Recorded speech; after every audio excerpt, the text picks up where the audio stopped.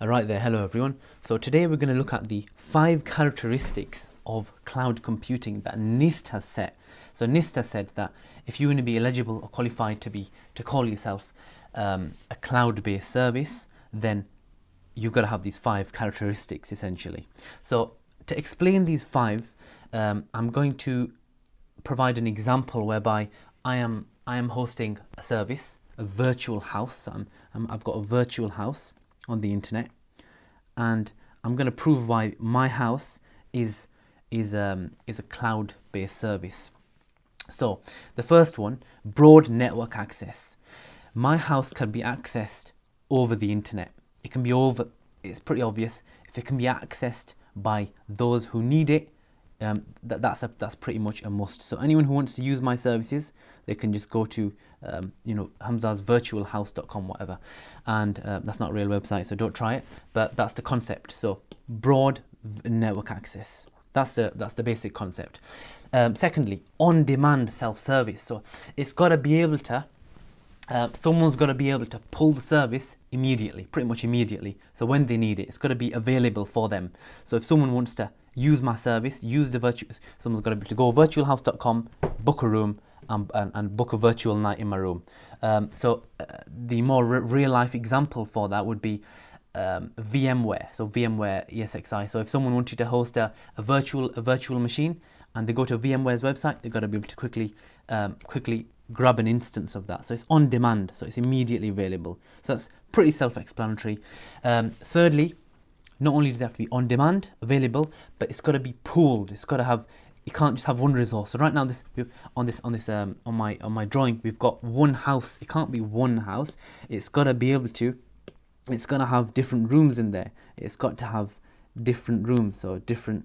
There we go. So if Alfie wants one room, Sarah wants a room, Ben wants another one, then people can access so basically it operates on a multi-tenancy model, serving multiple customers, and this obviously gives utilization efficiency.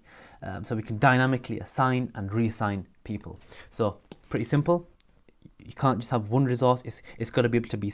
It's got to be split to serve multiple people, and that's the explanation for that one. Rapid elasticity. What does that mean? Rapid elasticity means that we can quickly provision and release the resource. So I said Ben took this room, didn't he? So this is Ben's room.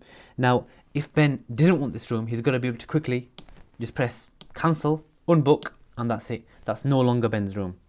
So and obviously that allows easily someone to scale very easily, scale in and scale out. And yeah, that's pool resources on that. Rapid elasticity, so that's pretty self-explanatory as well.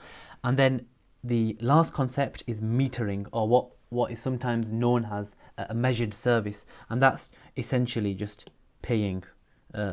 So obviously when I rent my rooms out, I'm going to have a charge. So my charge is $5 a night for my virtual room. So it's a chargeable service, and I'm able to monitor that. So if someone goes on my website and books 2 rooms, then obviously I can measure. My service is measurable, that they are staying 2 nights, and therefore it'll be $10. So yeah, so basically that means paying per usage, and metering obviously gives the advantages of not only monitoring but controlling usage as well, so controlling the number of nights stayed. So hopefully that house example made sense, or most of it made sense, and that has been some sort of help. Thank you very much.